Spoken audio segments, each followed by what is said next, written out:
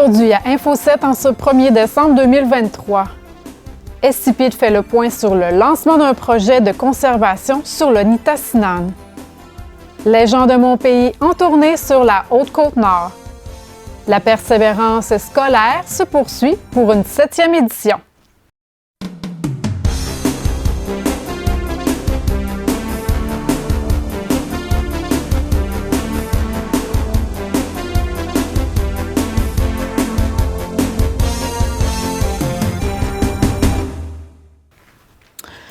Bonjour à tous, j'espère que vous allez bien et bienvenue à notre bulletin de nouvelles. Le Conseil de la Première Nation des Inuits Espit a annoncé le 29 novembre lors d'une conférence de presse qui a eu lieu au Centre montagnier d'Espit le projet visant à créer un réseau d'habitats connectés, protégés et conservés sur son territoire ancestral au bénéfice de la biodiversité et de la communauté. Un projet qui protège et relie les secteurs importants pour la communauté, pour les espèces comme le caribou et pour la biodiversité en général. Notre territoire ancestral Nitassinan est à l'origine de nos droits ancestraux et de notre titre ancestral. C'est sur le Nitassinan que nous exerçons depuis toujours Inuit et Tun, ce qui veut dire nos pratiques traditionnelles. C'est aussi sur le Nitassinan que notre culture s'exprime, se développe et se transmet depuis de nombreuses générations. Nous voulons que le territoire soit de bonne qualité pour le léguer à nos enfants. Un territoire de qualité signifie des habitants en santé, des écosystèmes en santé et des ressources en quantité suffisante pour subvenir à nos besoins, que ce soit alimentaire, de ressourcement, culturel et même de développement économique. À Espit, la conservation de la biodiversité est importante de génération en génération et plusieurs initiatives ont vu le jour depuis les dernières décennies. Je vais vous nommer quelques exemples. On pense à la réserve de biodiversité d'Akumunan qu'on gère actuellement. On a fait aussi l'achat de plusieurs pourvoiries au cours de ces années-là. Puis aujourd'hui, on est très fiers. On a encore du poisson indigène un peu partout dans nos lacs. On a également récemment un partenariat avec Parc Canada, avec nos agents pas nos agents, mais nos gardiens du territoire. Fait que tout ça, ça porte à croire qu'Espit a une grande expertise et un grand savoir en matière de conservation. En décembre 2022 avait lieu à Montréal la COP 15, une conférence internationale sur la biodiversité qui a donné lieu à un accord auquel le Canada et le Québec ont adhéré. Dans cet accord international, Espit partage plusieurs préoccupations, dont celle de mieux protéger et de conserver la biodiversité. Actuellement, le gouvernement du Québec possède différentes consultations en vue d'élaborer le plan Nature 2030. Nous avons soulevé certains enjeux dans cette consultation, mais nous n'avons pas encore eu c'est pas encore à notre satisfaction. Puis là, on a un message à lancer au niveau du gouvernement du Québec. Sur la base de nos droits de l'autodétermination et de l'autonomie gouvernementale, nous voulons participer à tout projet de conservation et de développement sur notre territoire ancestral. Ce qui veut dire, quand on veut dire participer, c'est participer réellement à la construction des plans, des stratégies. On veut être là en amont, on veut être là dès le début de ces actions-là.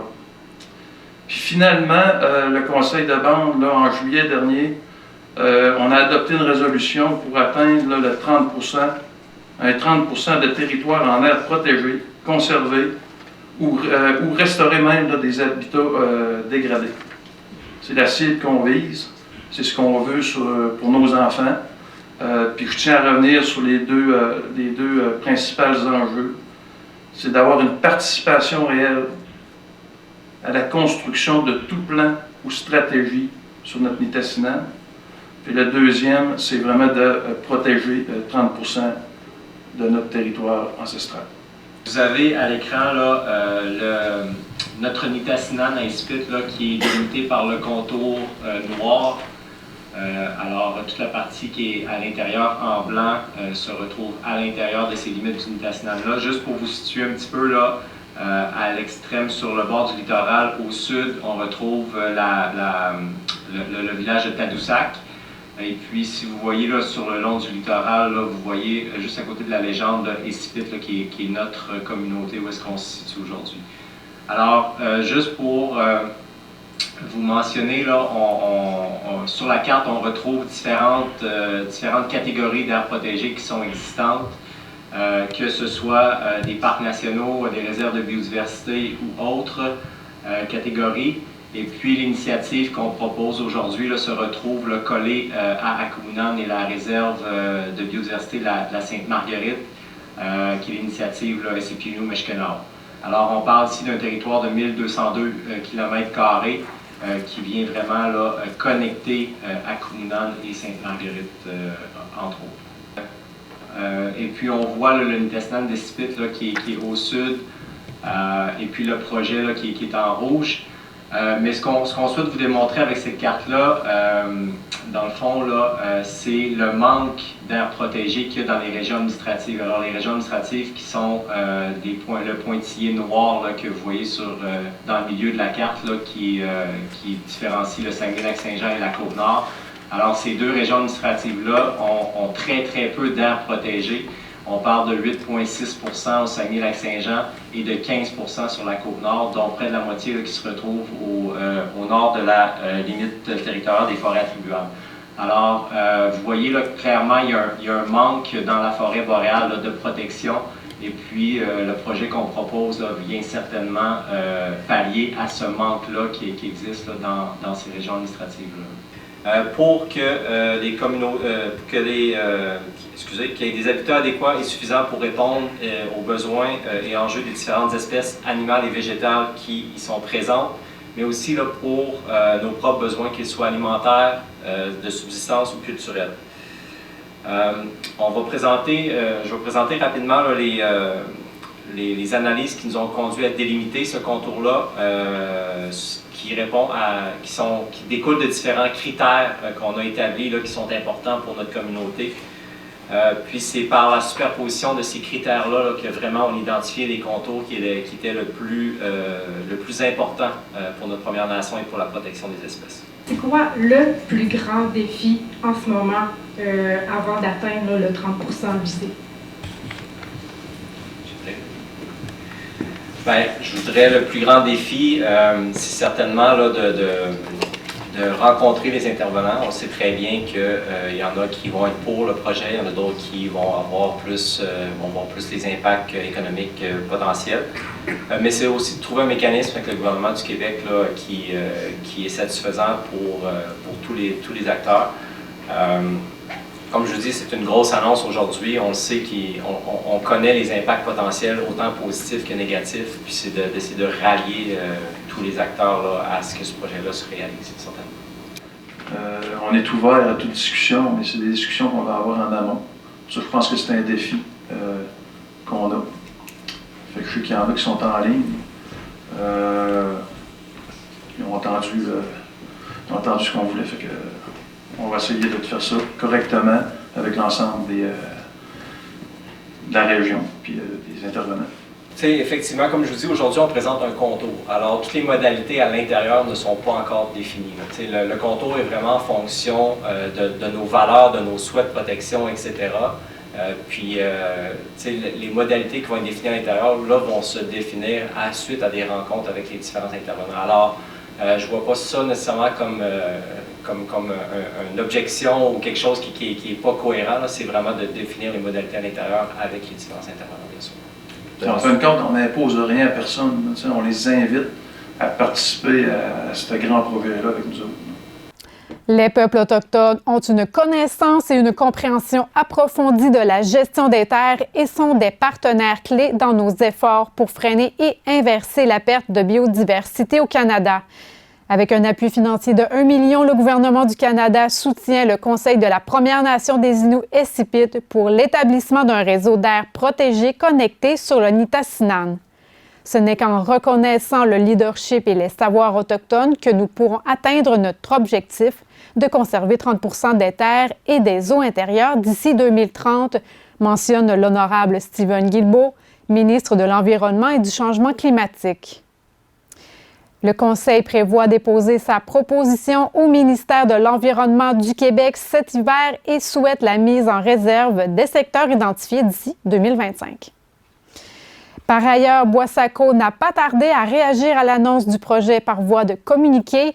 C'est avec consternation qu'ils ont appris ce mercredi le projet qui risque fort bien d'impacter les activités du groupe Boissaco et sur la vitalité socio-économique d'une grande partie de notre région, déjà en proie à de grandes difficultés.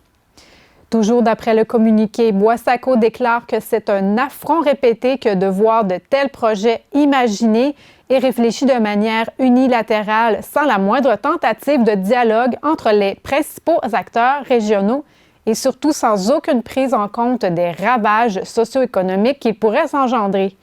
Ce projet est une bombe à retardement à la fois sur nos activités, mais aussi sur le tourisme, la villégiature et d'autres activités vitales pour notre région. Le gouvernement du Québec s'est engagé à protéger 30 % de son territoire d'ici à 2030. C'est un objectif louable et ambitieux, mais à quel prix? Sacrifier les communautés qui vivent et dépendent de la forêt est inacceptable. Les 600 travailleurs et travailleuses qui œuvrent dans les opérations de notre organisation, de même que leurs familles, méritent mieux que ces initiatives arbitraires qui menacent leur avenir. Ils sont en tournée du 8 au 9 décembre avec leur concert de Noël. Le Chœur Les gens de mon pays nous dévoile tout sur leur dernier concert pour l'année 2023. Cette année, pour leur concert de Noël, Le Chœur Les gens de mon pays sont en tournée en Haute-Côte-Nord. Et j'ai avec moi Marie-Lou Mirane et Jocelyn Lefebvre pour nous en parler. Allô, ça va? Allô, oui, ça va bien. Ça va très, très bien, merci. Donc, petite tournée. Pourquoi exactement vouloir faire une tournée cette année? Bien, moi, premièrement, parce qu'on est des nouveaux chefs. On était coachés l'année passée, puis c'était la première session où on est laissé à nous-mêmes. Fait que là, on voulait faire un plus petit répertoire, pour nous permettre d'être à l'aise avec le groupe puis l'amener à un Que ça soit moins gros un peu pour... Ouais. OK. Puis la deuxième raison, c'est que j'adore les petites tournées. Oui. Bien, on aime ça en général parce que on s'en va dans des endroits où ce que les gens ne peuvent pas nécessairement se déplacer ou ce qui n'ont pas vraiment de visite ou des choses comme ça. Fait que là, nous, on peut aller vers eux puis leur chanter des chansons. Puis c'est tout le temps très émouvant, en fait. Oui, bien c'est ça. Vous allez visiter les CHSLD. Oui, oui.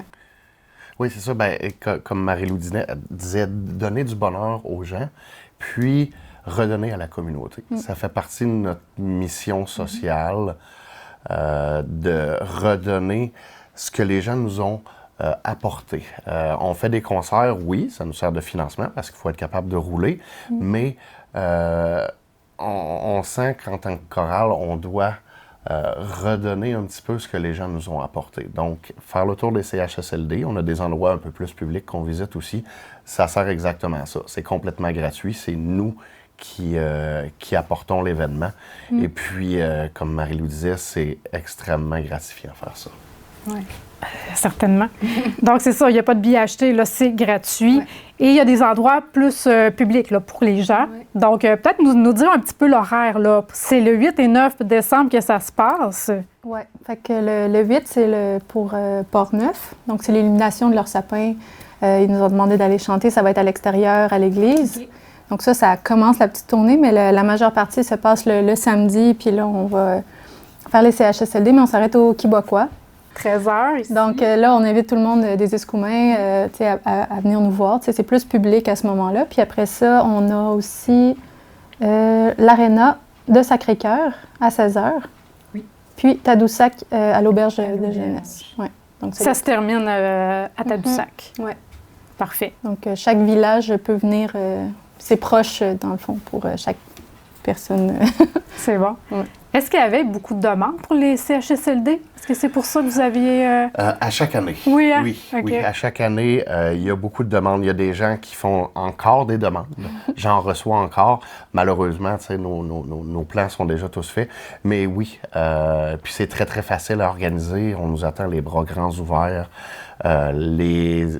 les préposés, les infirmières là, qui s'occupent des événements, là, des visites comme ça, sont extrêmement heureuses de nous recevoir. Ils savent le bonheur qu'on amène à leurs résidents. Et puis, voir le soleil dans leurs yeux, autant les gens qui travaillent sur place que les résidents. Et la famille. La famille qui viennent leur visiter. J'en parle, j'ai eu des petits frissons. Puis j'ajouterais que, justement, les gens nous demandent encore à ce temps-ci de l'année. Donc, si vous voulez qu'on chante au milieu, ben dites-nous-le d'avance. Puis nous, on peut mieux planifier. Puis là, il y a des meilleures chances qu'on aille chanter. C'est ça. Super. Oui, comme par exemple, là, Madame Aymon à Port-Neuf, là, ça fait 1 an et demi qu'elle nous attend. Là, avec pandémie, certains événements qui n'ont pas eu lieu. C'est ça, c'était pas évident, là. Elle avait très, très hâte là, qu'on aille les visiter. Puis elle, dans son image, là, l'illumination du sapin avec nous qui chantons, et puis l'ouverture du sentier de Noël. Ça va être magique. C'est ce qu'on veut. Donc, Marie-Lou, tu vas être chef de chœur pour la première fois. C'est ça? Pour le concert de Noël? En fait, ça fait quelques sessions, 3 sessions qu'on commence à diriger des pièces, puis qu'on est coaché par Carl Tremblay, qui était un chef de Chicoutimi. Puis là, c'est la première fois qu'on est vraiment seul. Puis on est deux chefs. Donc, il y a Gabriel Holden-Rousseau aussi. Okay. Donc, on se partage le répertoire, puis Jocelyn dirige une pièce aussi. J'en fais une. Ça, tu me l'avais pas dit tantôt. Oui, c'est ça. C'est bien. C'est un trip aussi là, de pouvoir diriger. Puis... Okay. Oui. C'est vraiment Marie-Lou et Gabriel qui sont en charge, qui sont nos chefs de chœur. Moi, je me suis essayé l'an passé parce que Carl essayait de donner la chance aux gens, d'essayer. Puis j'ai aimé ça. Mon expérience ou mon bagage n'est pas aussi bon que le leur, mais je me débrouille bien quand même. C'est un trip que j'aime. C'est vraiment plaisant. Fait que d'en faire une, simplement, je ne m'impose pas trop de pression. Puis je choisis des pièces pour mon plaisir. Pareil comme eux font aussi. Là, et c'est eux qui ont ça entre leurs mains, là, le choix du répertoire. Donc, ça amène une autre petite touche différente, mais ma place est comme choriste. Là. On parle de répertoire, justement. Ça ressemble à quoi, le spectacle? Est-ce que c'est 100% chansons de Noël cette année? Non, justement, on essayait d'être... Parce qu'on commence nos répétitions à mi-septembre. Puis on est encore dans l'été. Puis là, commencer avec du répertoire de Noël pour les choristes, c'était un peu intense, pour la plupart. Il y en a qui aimeraient ça, mais... fait qu'on est allé dans des chansons qui sont qui peuvent fitter dans l'ambiance de Noël, qui sont festives, qui sont joyeuses ou plus mélancoliques, mais tu sais, qui fit quand même. On a une pièce qui fait très Noël, puis c'est celle de Jocelyn. Mais au moins pour ça, mais sinon, ouais, c'est ça. Ça ressemble à ça, ouais. Là, prochainement, recrutement, ça s'en vient. Est-ce que vous pouvez en parler un peu? Oui, bien, on va débuter la session d'hiver. Là, c'est sûr qu'on prend une pause. Là, après le 9 décembre, on recommence le 22 janvier. Et puis nous, début de session, on rime toujours avec porte ouverte. Ce qui est plaisant, justement, c'est que quand on a recommencé avec Carl, on était une douzaine de choristes. Maintenant, on est près de 30. Et puis, plus qu'on a de plaisir. Notre groupe est vraiment plaisant. Les répétitions, à chaque fois qu'on sort de là, on s'écrit tous des petits mots. Comment est-ce qu'on a une belle énergie et puis que c'est vraiment énergisant là, à nos répétitions. Donc, le 22 janvier, ceux qui veulent venir nous voir, venir s'essayer avec nous, venir rejoindre notre groupe, ça prend pas une formation musicale, simplement aimer chanter. Il y a plusieurs choristes qui ne lisent pas la musique, mais qui se débrouillent très, très bien quand même. L'important, c'est de vouloir se joindre à un groupe puis venir se faire du plaisir. C'est tellement plaisant. J'aimerais ça en beurrer plus épais, mais... Puis, tu sais, il ne faut pas avoir peur. Là. Souvent, les gens hésitent avant de venir, là, mais... il faut savoir qu'ils peuvent venir puis écouter seulement, ou voir comment se déroule. Comment ça se passe. Il ne faut pas avoir la peur de devoir chanter. On fait chanter personne tout seul non plus. On fait pas d'audition. Pas d'audition, tout. Puis on arrive. Puis on a un but commun qui est de faire un spectacle final, en fait. C'est pas mal la seule chose qu'il faut vouloir s'engager à, en fait. Oui. Et être passionné de musique. Et de s'amuser. Oui, c'est ça. Donc, si on veut vous rejoindre, si les gens à la maison ont des questions, on le fait comment? Notre page Facebook, bien sûr, donc via le Messenger, la page Facebook, qu'on répond relativement rapidement. Sinon, notre adresse courriel, qui est très, très simple, les gens de mon pays en un seul mot, à commercialgmail.com. Et puis sinon, vous pouvez nous rejoindre directement, nous aussi. Marie-Lou, moi, Jocelyn Lefebvre, on est très facile à trouver sur les réseaux sociaux. Puis on peut répondre aux questions aussi. Il y a des gens qui hésitent aussi. Oui, on est bon là-dedans. Oui, on invite les gens, n'hésitez surtout pas. Vous ne le regretterez pas. Eh bien, merci beaucoup à vous deux et puis je vous souhaite un bon concert. Merci et un joyeux temps des fêtes. Merci. C'était le mini-colloque sur la persévérance scolaire pour une 7e édition les 28 et 29 novembre dernier à la Polyvalente des Berges et la Polyvalente des Rivières de Forestville. Chapeauté par le Carrefour Jeunesse Emploi de la Haute-Côte-Nord, le mini-colloque est organisé par le Comité de la persévérance scolaire Haute-Côte-Nord et a pour objectif de faire vivre aux participants une expérience axée sur ce qu'ils vivront après le secondaire. Les jeunes pouvaient participer à plusieurs ateliers mis en place par les animateurs, principalement issus du milieu de la santé et de l'éducation. C'est un total de 285 jeunes qui se sont inscrits à cette 7e édition dans le but de sensibiliser les jeunes au décrochage scolaire. C'était pertinemment une demi-journée bien remplie et qui a débuté avec un mot de bienvenue du directeur de la Polyvalente des Berges, M. Pierre Dufour. Persévérance scolaire, c'est pour les jeunes qui ont de la difficulté scolaire. C'est eux autres qu'on pense au départ, mais c'est pour tout le monde, en fait, la persévérance scolaire. C'est ceux pour qui même ça va bien, que vous mettez des efforts, que vous faites du sport étudiant, que vous faites toutes sortes de choses en lien avec l'école, avec les études également. Donc, c'est la persévérance scolaire, c'est pas obligé d'aller mal pour être persévérant, ça peut aller bien également. Donc, le but de tout ça, ce matin, c'est de vous outiller, vous donner des outils pour affronter les situations plus problématiques, pour, si vous êtes curieux, vous décidez d'ajouter quelque chose dans votre train de vie, au niveau de l'alimentation, au niveau du sommeil, au niveau de toutes sortes de choses, en fait. Là, vous allez voir, et même au niveau de la danse, des sports également. Donc, c'est dans ce but-là, c'est de vous donner tous les outils que vous avez besoin pour bien réussir, pour réussir à vous amener à faire le métier que vous voulez plus tard, avoir une vie saine, à réussir quand vous allez affronter des petites difficultés également à travers tout ça. Là. À l'occasion d'un point de presse à l'Assemblée nationale le 29 novembre, M. Yves Laurentzel a exprimé son désarroi quant aux dossiers agricoles qui sont toujours sans réponse de la part du gouvernement et qui nuisent sérieusement à la pérennité des fermes. L'année 2023 ne fut pas de tout repos pour le secteur agricole en raison du contexte économique.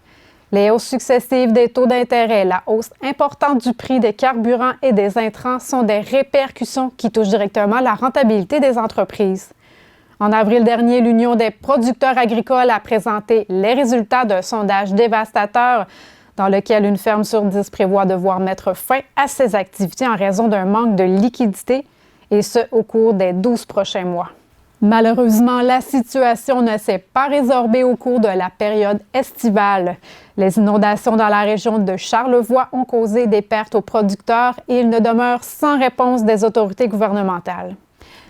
Les précipitations abondantes partout sur le territoire ainsi que les récoltes de piètre qualité dans certains secteurs viennent ajouter un poids additionnel sur les épaules des productrices et des producteurs. Écoutons un extrait de point de presse avec M. Laurentzel qui nous explique la situation d'urgence que vivent les agriculteurs. J'aimerais vous dire que ça va bien dans la capitale nationale Côte-Nord. J'aimerais vous dire que les cultures ont été bonnes, que les rendements sont bons, qu'on fait des bons profits, puis que la détresse, que le psychologique est bon. Mais c'est pas ça présentement. On est dans un point de non-retour, moi je vous dis, en agriculture au Québec. On a connu une année désastreuse. Oui, les intempéries. Ça a commencé avec le gel, les inondations dans Charlevoix. Non, je dirais plutôt que ça a commencé avec la crise porcine cet hiver dans Charlevoix. 12 producteurs. On a interpellé le gouvernement, on a interpellé le ministre. Personne ne nous a répondu. Non, c'est pas vrai. Ils nous ont répondu. Mais on attend encore les résultats, parce qu'il n'y en a pas de résultats. On a eu les inondations. Charlevoix, 12 producteurs ont perdu plus de 20 hectares de terre. Aujourd'hui, on est rendu, vous avez vu, c'est la neige. Il fait moins 12 dehors. Ces gens-là n'ont pas tout le fourrage que ça prend pour nourrir les animaux. On va faire quoi? On a le pont de l'île d'Orléans. En 2020, on nous annonçait une coupure de charge sur le pont de l'île d'Orléans pour les producteurs là-bas. Les intrants, les sortants, tout ce qui rentre, tout ce qui sort. Pas de compensation. Les marges de profit sont très diminuées, on le sait, les marges de profit sont minces en agriculture. On vient de nous rajouter une surcharge. Qu'est-ce qu'on fait? On interpelle le ministre des Transports, on interpelle le ministre de l'Agriculture, pas de réponse. On fait quoi? On interpelle le ministre Julien à 3 reprises. On n'a pas eu de réponse. Cet automne, on a refait une demande. Le ministre Julien nous a dit, oui, peut-être en janvier, on va vous rencontrer. Peut-être. Les programmes pas adaptés, qu'est-ce qu'on fait? Moi, aujourd'hui, je suis là, puis je remercie les députés d'opposition qui nous écoutent, parce qu'eux, ils nous écoutent, ils prennent le temps avec nous. À quand le ministre de l'Agriculture qui va venir s'asseoir avec les producteurs agricoles de la capitale nationale Côte-Nord pour discuter? À quand le ministre Julien va accepter de nous rencontrer et de discuter des enjeux? À quand? C'est ça ma question aujourd'hui. À quand? Merci. Sébastien Desrosiers, RDI. Est-ce que vous pouvez nous donner une idée de la situation financière des producteurs dans la région après l'année difficile qu'ils ont vécue? Quelle proportion d'entre eux, vous diriez, est en difficulté? On parlait avec le sondage printemps qu'il y avait à peu près 10 des fermes qui pensaient fermer, puis à peu près 50 des fermes qui avaient une situation critique. Je vous dirais qu'aujourd'hui, il y a plus de 80 des fermes de la région qui ont une situation financière critique. C'est pas une deuxième carte de crédit qu'on a besoin, c'est de l'aide directe. Puis oui, M. Lamontagne nous a fait une annonce ce printemps. Il nous a annoncé un fonds d'urgence, un fonds d'aide avec 3 ans, ce qu'on n'a pas de capital et intérêt à rembourser. Oui, c'est un premier geste, mais c'est une carte de crédit qu'il nous a donnée. Puis quand tu es en difficulté financière, tu n'as pas besoin de rajouter un fardeau fiscal sur le dos d'un producteur. Puis si la situation est si critique que ça, pourquoi, selon ce que vous comprenez, Québec refuse-t-il de vous accorder une aide financière d'urgence supplémentaire? Ça, on ne le sait pas. Si on pourrait discuter un peu plus profondément, on pourrait avoir la réponse, mais la réponse, on ne l'a pas. Puis je ne peux pas vous répondre, je ne le sais pas. OK. Peut-être une dernière question. Vous avez fait état, évidemment, de l'importance de protéger les terres agricoles. Il y a une consultation en cours sur les activités agricoles. Je crois comprendre que vous avez des inquiétudes en lien avec cette consultation-là. D'abord, est-ce que vous savez où elle est rendue, puis quelles sont ces inquiétudes-là, au juste? Bien, on ne sait pas ce qui sont rendus. Les résultats, on ne les a pas, on va les avoir l'année prochaine. Moi, je reste inquiet, je reste très inquiet, parce que quand tu développes, tu ouvres la loi de la protection du territoire agricole avec le principal responsable du grugement et de l'étalement urbain, le ministère des Affaires municipales, c'est notre principal compétiteur, si on veut l'appeler comme ça. Moi, je ne trouve pas que c'est sain. Expliquez-moi comment une loi qui est supposément trop rigide, trop dure, puis que les municipalités ne sont pas capables de rien faire, ce qu'ils nous disent, puis qu'en 10 ans, on a perdu plus de 9000 hectares de terre au Québec, dans une loi qui est supposément trop rigide. Ça va être quoi quand on va y donner un peu de souplesse? Ça veut dire que c'est la fin de l'agriculture. C'est la fin des terres agricoles autour de Québec, autour de Montréal, autour des grandes villes. Moi, je trouve que c'est une aberration, je le répète. Je respecte le ministre de l'Agriculture, mais c'est une aberration d'avoir ouvert cette loi-là avec le ministère des Affaires municipales. OK. La MRC de la Haute-Côte-Nord avise les industries, les commerces et les institutions que l'implantation de la collecte des matières organiques prévue en 2025 et qui sera obligatoire pour tous nécessitera un changement dans la fréquence des collectes porte-à-porte. Ainsi, la MRC réduira la fréquence des collectes à 1 fois par 2 semaines, et ce, autant pour les ordures que pour les matières recyclables. La fréquence de collecte hebdomadaire sera réservée aux usagers possédant des conteneurs à chargement avant. Puisque la dimension de votre contenant à ordures détermine votre coût de collecte, la MRC vous invite à évaluer vos besoins réels en gestion de matières résiduelles. Pour vous aider à bien analyser vos besoins ou pour des informations supplémentaires, veuillez communiquer avec M. Stéphane Roy, conseiller en développement durable et économie circulaire, à l'adresse stéphane.roy@mrchcn.qc.ca ou par téléphone au 418-233-2102, poste 239. Au Centre des Arts, cette semaine, le samedi 2 décembre, sera sur scène l'Académie de danse de Bécomo avec le spectacle L'étrange Noël de Monsieur Jack pour 2 représentations, soit à 11h avec la danse créative des 3 ans à 5 ans, ainsi qu'à 14h, ce sera autour du groupe des 6 à 8 ans. Rejoignez-les pour un Noël magique inspiré par l'étrange Noël de Monsieur Jack. Des personnages colorés et des surprises vous attendent dans un monde où l'étrange rencontre la douceur de Noël. Un spectacle enchanteur présenté par nos plus jeunes danseurs. N'oubliez pas, ce dimanche 3 décembre, c'est un gros bingo avec 4 000 $ en prix. Les carnets sont au coût de 16 $ et la bonanza est à 3 $. Bonne chance à tous les participants et participantes. Merci à vous à la maison d'avoir été des nôtres. À la semaine prochaine pour un autre bulletin de nouvelles sur les ondes de TVR7.